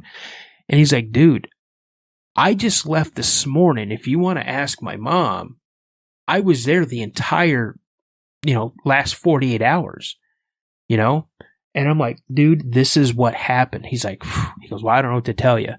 To this day, I haven't seen another one. But dude, it was freaky, man, because, it wasn't like it took me forever to open up the door. It was just a couple seconds and there was nothing there. And then I'm seeing it. And that's not the only weird thing that happened in that dormitory. I was doing laundry downstairs in the basement. We had the dorm chief's office was down there. We had a really super cool, day room. It had a huge TV, it had pool table, ping pong table, vending machines. This is cool. And then a couple of doors down, we had the laundry room. Well, I'm in there doing laundry, right? And I hear someone break a rack of pool balls, right? Sure. And I'm like, oh, okay, cool. I'll sit down here and shoot some pool with some people while I'm doing laundry. And this is like 2 a.m, right? And so I put my basket on the dryer and I walk down the hallway and I notice the lights are not on in the day room. And I'm like, okay, come on, who's effing with me, man? They must have saw me down here. They're trying to pull one over on me. I turn the lights on. There's no pool balls on the table. The rack is hanging on the wall. All the cue sticks are hanging on the wall where they're supposed to be. I'm walking around this day room looking for people. I'm looking behind vending machines. There is nobody in this day room. And it was like Minnesota Fats was breaking a rack of balls. Wow. It was like that violent. Matt, what's your take on that story? He just bounced out. I think he had to go tinkle. I see him. As you were telling these stories, it's interesting that you seem to have had a bunch of different experiences of varying types in various locations at varying times in your life. Yeah. Is there any theory about maybe certain people being more attuned to this than others? Because because someone could also sit there and go, well, how can it be that you've had so many experiences about sightings of ghosts and Sasquatch and all these different types of things, and I've had nothing? Like, how is that not more common among more people? Okay, so I've been asked that question numerous times, and I think some people are more sensitive than others. And this is what's really weird is that I've done 2 other podcasts. I've had one person I was interviewing, and I was being interviewed by another person like I am tonight. Yeah. And right over my left shoulder where I'm pointing the first time, the person, it was near the end of the interview, and he's like, Dan, I just got to ask you a question. Who's that lady that's standing over your left shoulder? And I'm like, what are you talking about? And I look like this, and I'm like, I don't know what you're talking about. There's no one there. He's like, no, she's been there the entire interview. And I'm like, okay, well, what does she look like? And I'm saying, well, she's short, and she's very happy. She's smiling right now. She got this big smile. She's kind of heavy set. She's got this curly gray hair. And I started getting a little emotional because a person popped into my head immediately. And I go, well, describe her face more. And he goes, she's wearing glasses. And I'll even show you the picture that I showed. One second. Of who you thought of when they were describing? It was exactly the person who I thought of. And it really, here it is. Hope you can see that. Can you guys see that? Mm-hmm. Yeah. That's me and my Nana. That's my grandmother. And he goes, that's exactly who that is. That's exactly who's standing behind you right now. And she's like so happy to be with you right now. She's with you all the time. And I'm not gonna lie, man. I'm not ashamed to say I broke down crying. You know? Yeah. I mean, she is one of the most amazing women in my life. And so that just made me feel really good. So I go and I do this other interview, and it's probably 2 interviews ago on my podcast. Yeah. And I was talking with Sabrina, and she had mentioned she's a medium, right? And before we started the interview, she goes, I could tell you're sensitive. I can tell that you're in tune with this type of environment, for a lack of a better word. Sure. You know, like, yeah, I mean, like this like landscape or whatever you want to call it. Exactly. So you are more apt to see things or hear things or experience things because they feel comfortable coming around you, because you're not judging it for something that it's not. You're taking it for face value of what it actually is. Sure. You can sense when there's something good versus something bad in something. Like you can see something and say, okay, no, that's definitely not something we want to mess with, and know what it is. So she's telling me all this type of stuff, and we have our interview, and I go to tell her, I said, it's funny that you said you're a medium, and because the last couple episodes ago, I'd done an interview on another, for the paranormal narrative podcast that I had, and I had done somebody, and they had mentioned, and before I could say, she goes, the lady that's standing over your left shoulder right now. And I go, yeah, okay. Oh, wow. And I go, describe her. Short, heavy set, smiling, very, very happy, very, very calming, like a motherly, like, you know, and I go, yeah. I said, give me some more. And she wears glasses. And I show the same picture. And she goes, that's exactly who that is. And I said, okay. I said, that's my Nana. And I said, if you're being for real, I said, when my grandfather passed away, she gave me something. If you can talk to her, tell me what she gave me. Yeah, yeah. And she's kind of smiled. She's like, well, I'm getting pictures, and it's something small. It's in her hand. And she goes, well, there's something else. She goes, I'm seeing a pocket knife. And I'm like, oh. She gave me my grandfather's pocket knife that he had carried with him since he was a kid. And that's crazy, because usually you see examples of that type of stuff, and it's very vague. Oh, yep. Did you recently lose someone close? And of course, there are people like, exactly. Oh, I did, you know. But this is very hyper specific. That's but then crazy. she goes, but that's not all. And she goes, she's still saying something small, round. She's like a watch maybe? And I go, nope, not a watch. And she goes, a ring. She and the way she did, she had it in her hand, and she grabbed your hand and gave it to you and held onto your hand. And she's saying that you were meant to have this, like your grandfather wanted you to have this. And I just, I got to take a minute, man, because this hit me hard. My grandmother gave me my grandfather's Marine Corps ring. Wow. And I still have it to this day. Wow. And then she's like, after we ended the interview, we were still talking, and she goes, Dan, that's not all though. And I'm like, what do you mean? She's like, she gave you something else. And I go, yeah, what is it? And she goes, did she give you like a puppy? And she goes, like a German Shepherd, like a puppy. And I go, and she's like, yeah, like a little, I'm thinking a puppy. Like, and I go, no. And she goes, I'm seeing German Shepherd. And I go, well, yeah, but it's not a puppy. I have this small porcelain German Shepherd. Oh. That is from Japan that my grandfather had gotten when he was part of the occupying forces in World War II. And she gave that one to me as well. That is, I mean, you come on, skeptic or not, right? That's hard to deny that person's ability to tap into that kind of stuff. Exactly. Yeah. Wow. And so, and again, I told you a couple of my stories, where I talked to the two old ladies. Matt, did you tell Matt about this? No. But I'll make a long story short, because I don't know how much time you guys got. And, so when I was little, living in West Virginia, my mom and grandmother, my Nana, the one I showed you a picture of, they worked in a nursing home, and they worked different shifts. So there'd be times where I would drive to work with my mom, because I like to drive with my mom and I wanted to see my Nana. And so when my mom was going there to start her shift, I would be there for like 15, 20, sometimes 30 minutes, and my grandmother would end her shift, and then I would drive home with my Nana. And sometimes, I just wanted to spend time with my Nana. Who doesn't want to spend time with their grandma, right? So through the time, this is a few months, like I met this lady named Myrtle. And I would talk to her and stuff, and I'd draw pictures, and she'd ask me questions, and I told her, and then I met this other lady named Irene, and we would talk, and I feel like Phil, I got two new grandmas, like, oh, you're such a sweet boy, and all this type of stuff.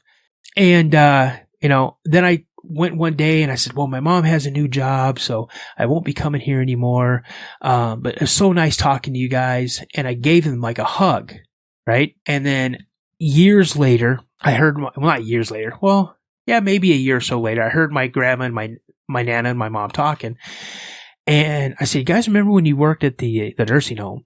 And they're like, yeah, I was talking with Myrtle and Irene. And my mom and my grandma just kind of looked at me. And my mom goes, she's like, honey, she goes, we see Myrtle all the time going and visiting people. She'd get out of bed and she'd go into people's rooms and make sure they were okay. I go, yeah? Honey, Myrtle was a ghost. So for a few months, I was talking with Myrtle and Irene, who were ghosts. Irene was Myrtle's best friend.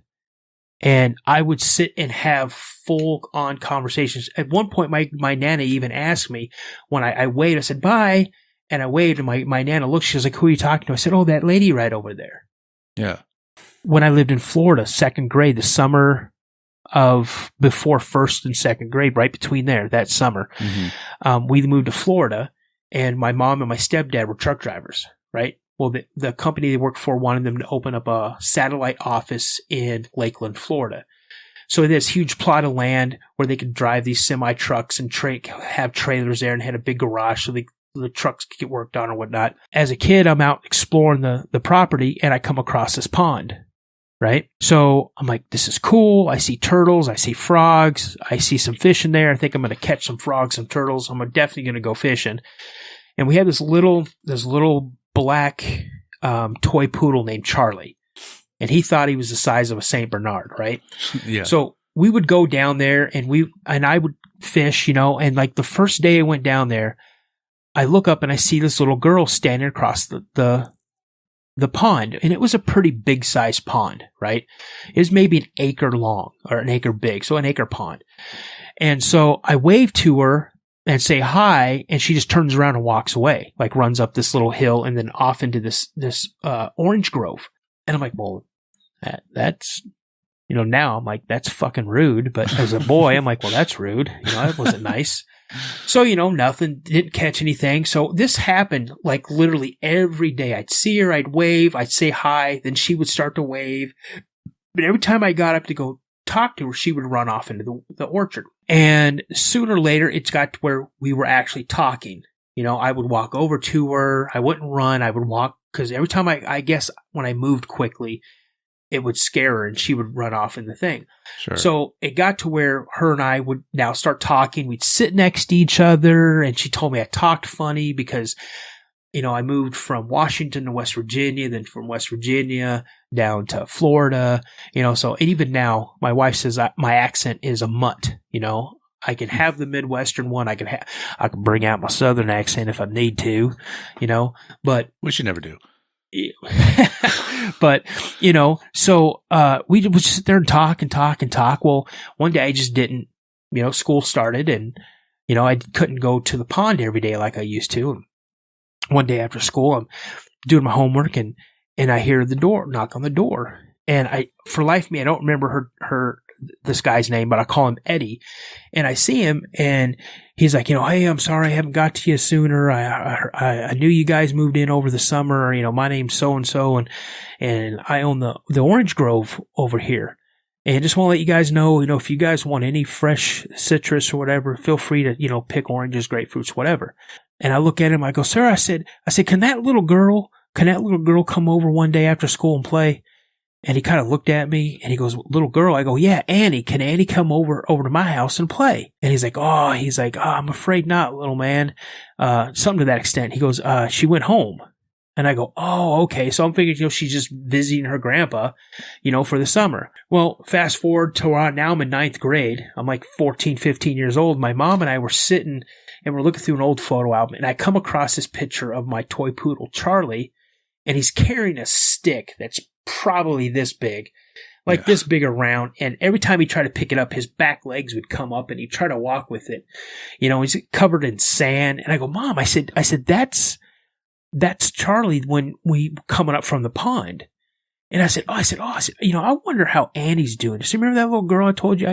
And my mom just stopped. And she's like, son, she's like, honey, I don't know how to tell you. Annie died. And I'm like, no, what? I mean, she's about like my age, Yeah. So I'm like, what do you mean, how'd she die? She's like, honey, Annie died a year before we moved into that property. She drowned in that pond. So for the whole summer, I'm talking with this ghost of this little girl. And honestly, she as you two are sitting there right now, that's how real she was. Like legit. Wow. That's how real she was. When the wind blew, her hair blew. Like legit. Yeah.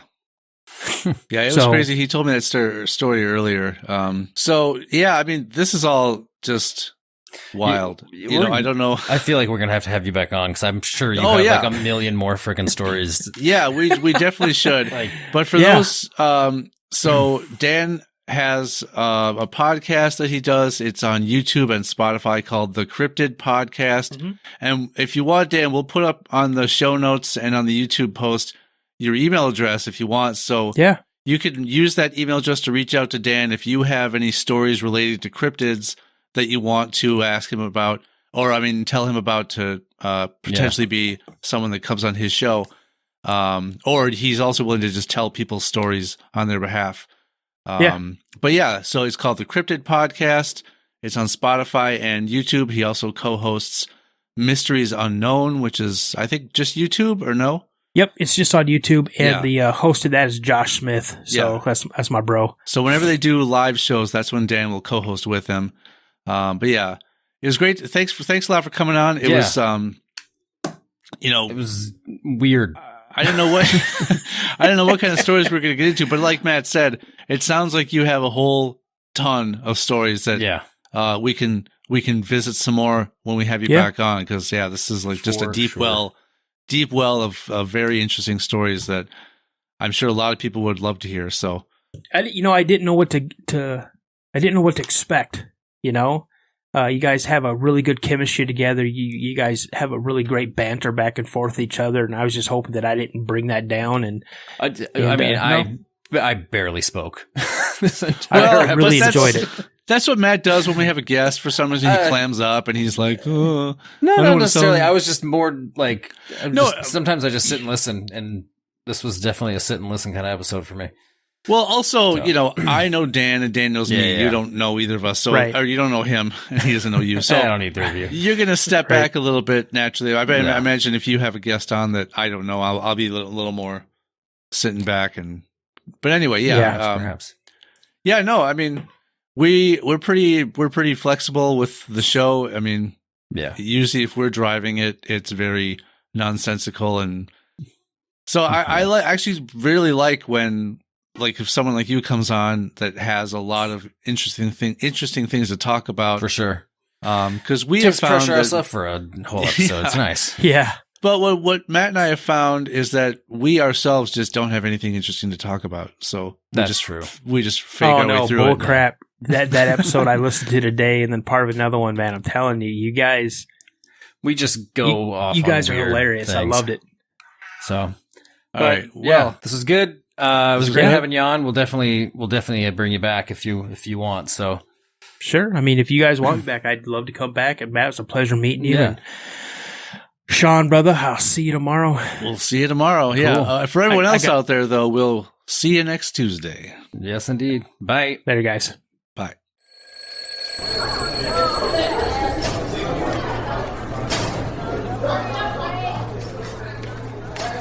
If you have a question, complaint, or threat for Sean or Matt, you can reach us on YouTube, TikTok, Facebook, X, or Instagram at hsfamouspod. Or you can email the show at highschoolfamous@gmail.com. No animals were pleasured during the making of this podcast, despite our best efforts. All hail our Lord and Savior. So, earlier you were talking about being 12 at summer camp and having sex for the first time. Now you're telling me also at 12 you met a female Sasquatch.